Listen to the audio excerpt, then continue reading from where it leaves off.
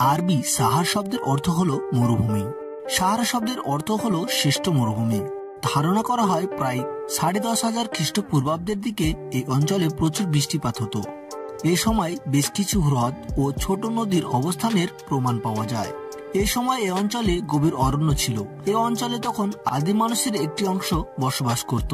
প্রায় 7,500 খ্রিস্টপূর্বাব্দের দিকে এই অঞ্চলে বৃষ্টিপাতের পরিমাণ কমতে শুরু করে। এ সময় এর অরণ্যের বিলুপ্ত হতে থাকে। প্রায় 5,000 খ্রিস্টপূর্বাব্দের দিকে ধীরে ধীরে সাহারা মরুভূমিতে পরিণত হয়। এ সময় এ অঞ্চল জনশূন্য হয়ে পড়ে। ভূবিজ্ঞানীরা সাহারাকে মরুভূমিতে পরিণত হওয়ার পেছনে দুটি কারণ উল্লেখ করে থাকেন। কারণ দুটি হলো, মহাদেশের মধ্যাঞ্চলে ছিল আফ্রিকা। এ অংশ থেকে আন্টার্কটিকা, মাদাগাস্কার, ভারত ও অস্ট্রেলিয়া পৃথক হয়ে গিয়েছিল। 6.5 কোটি খ্রিস্টপূর্বাব্দের দিকে আফ্রিকা উত্তর দিকে অগ্রসর হতে থাকে। এর সময় আফ্রিকা ও ইউরোপের মাঝে ছিল টেথিস সাগর। পৃথিবীর পাত সঞ্চালনের সূত্রে আফ্রিকা ও ইউরোপ একীভূত হয়ে যায়। এ সময় আফ্রিকার উত্তরাংশ সংকুচিত হয়ে সাগরপৃষ্ঠ থেকে উপরে উঠতে থাকে। এছাড়াও আফ্রিকার স্থান পরিবর্তনের ফলে মৌসুমী জলবায়ুর পরিবর্তন ঘটে। উভয় মিলে সাহারার বনাঞ্চল ধ্বংস হয়ে যায় এবং ধীরে ধীরে সাহারা মরুভূমিতে পরিণত হয়। দ্বিতীয় কারণ হলো, প্রতি 20 বছর পর পর পৃথিবীর তার নিজ কক্ষপথে সামান্য উত্তর দিকে কাত হয়ে যায়। এর ফলে পৃথিবীর মৌসুমী বায়ুর গতিপথ পরিবর্তন হয়। প্রত্যাহার রীতির কারণে সাহারায় বৃষ্টিপাত কমে যায় এবং ধীরে ধীরে সাহারা একটি মরুভূমিতে পরিণত হয়। এর পূর্বে রয়েছে লোহিত সাগর, উত্তরে রয়েছে ভূমধ্যসাগর, পশ্চিমে আটলান্টিক মহাসাগর, দক্ষিণে গ্রীষ্মমণ্ডলীয় প্রায় অনুর্বর শুষ্ক অঞ্চল। আফ্রিকা মহাদেশে অবস্থিত পৃথিবীর সর্ববৃহৎ উষ্ণ মরুভূমি।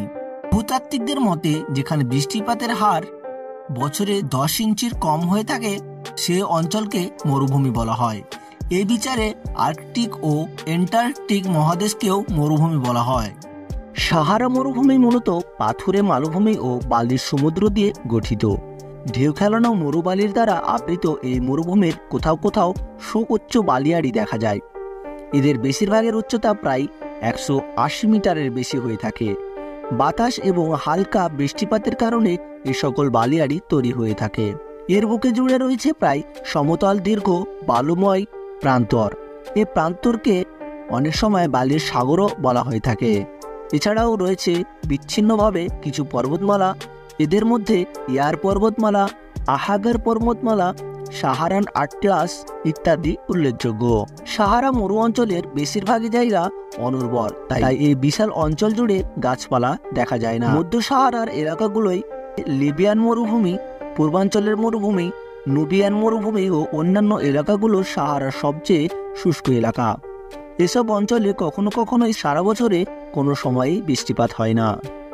সাহারা মরুভূমিতে বাতাসের তাপমাত্রার চেয়ে মরুভূমির বালুর তাপমাত্রা আরও বেশি হয়ে থাকে। মধ্য সাহারায় মরুসাগরে বালির তাপমাত্রা প্রায় 80 ডিগ্রি সেন্টিগ্রেডে পৌঁছয়।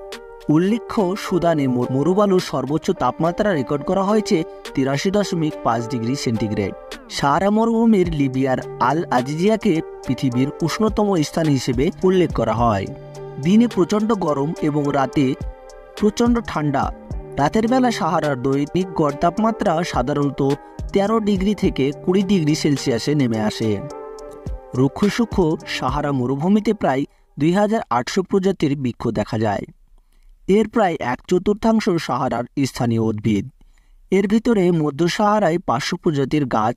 এর ভিতরে খেজুর, সাকুলেন্ট, মরুকাটা গাছই বেশি। এছাড়াও রয়েছে মরুঘাস। মরুভূমিতে শুষ্ক পরিবেশ ও মরুঝড়ের সাথে যুদ্ধ করে টিকে থাকার উপযোগী। এদের কাণ্ডগুলো বেশ স্থূলকায় হয়ে থাকে এবং বেশিরভাগ উদ্ভিদের গায়ে কাটা হয়ে থাকে, যাতে সহজেই তারা বাষ্পমোচন রোধ করতে পারে। সাহারা মরুভূমির প্রাণীগুলো বেশ সমৃদ্ধ। এখানে সাপ, গিরগিটি ও খেকশিয়ালের মতো প্রাণী বসবাস করে। সাহারা মরুভূমিতে পশু পাখি এবং উদ্ভিদের পাশাপাশি বিভিন্ন ধরনের আদিবাসীও বসবাস করে থাকে। সাহারার প্রান্তদেশ জুড়ে রয়েছে বহু আধুনিক শহর এবং অত্যাধুনিক অঞ্চল।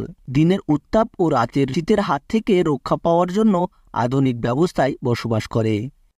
এর বাইরে রয়েছে বেশ কিছু যাযাবর গোষ্ঠী। প্রায় 10,000 বছর আগে এ অঞ্চলে মানুষের বস্তি ছিল। এ অঞ্চলের পাহাড়ের গুহায় আদি মানুষের বসবাসের চিহ্ন পাওয়া গেছে। এ সভ্যতা গড়ে তুলেছিল কিফিয়ান সংস্কৃতি জনগোষ্ঠী।